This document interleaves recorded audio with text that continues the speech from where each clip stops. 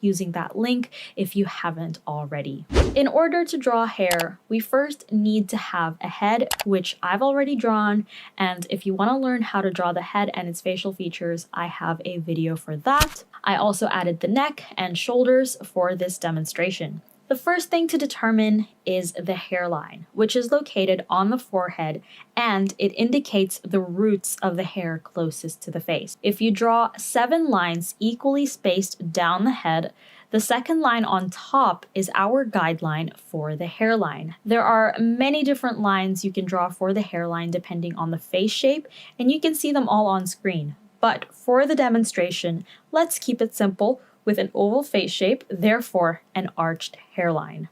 Next is to determine if there is a partition on the hair. As we know, hair can be parted on the left, center, or right side of the head. Therefore, the guideline we will use is a line located on the top of the head, and we can change the position depending on where the partition is located.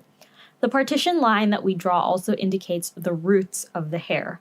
And we can also change the length of this guideline to show different types of partitions. For the demonstration, we will have a center part on the hair, therefore the guideline is located on the center of the top of the head.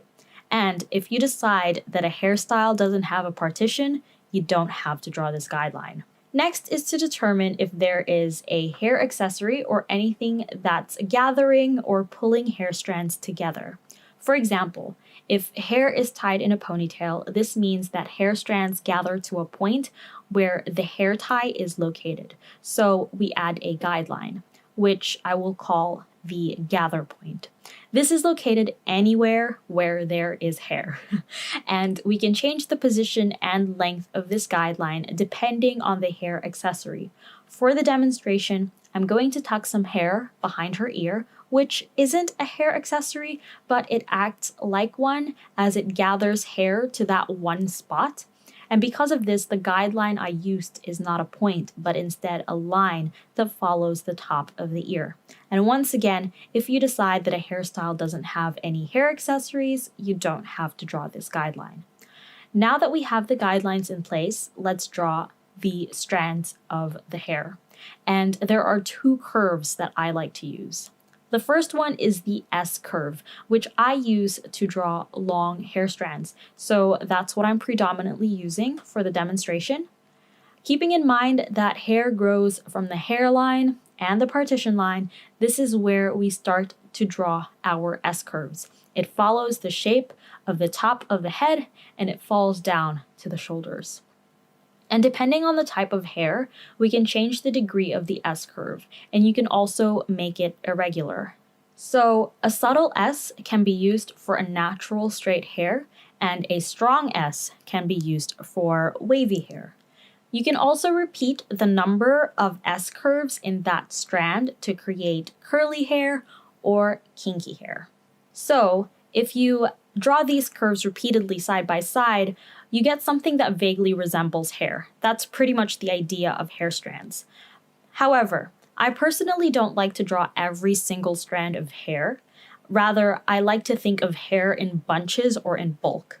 In order to draw that, let's take our single strand of hair and draw a similar looking strand next to it, but draw it on an angle. This way, the lines meet at one point and we get a pointed end. Another way is to draw the letter S starting from the top tip of the strand and making sure they meet again at the bottom tip. Now, let's draw a letter S again, starting from the top tip, but this time it doesn't meet at the bottom tip. And if we draw a horizontal line at the bottom, we get a flat end. Basically, we've just done 4 different ways to draw bunched up strands of hair. And that's what I'm using for the demonstration. To give it a layered look, some hair strands are shorter than others. I also make sure to vary the S curves that I draw so it looks a bit natural. And sometimes I change the direction of the hair to create some flyaways, and it just adds movement to the hair. I also like to vary the line thickness, where a thicker line is used to indicate a bulk of hair and thinner lines are used for detail. This is where the second curve comes in handy. This is the C curve, which I use to draw short hair strands as well as details for the hair. Similar to the S curve, we can once again change the degree of the curve so it almost looks like a straight line, and you can make it as irregular as you want, depending on which part of the hair you're drawing. For the details of the hair, because the hair isn't as wavy, the curve I'm using is a very subtle curve. I will also be using this for the part of the hair coming down from the partition line to the ear, where I've drawn a gather line. As you can see, the hair starts from the partition line and every single strand meets at the gather line.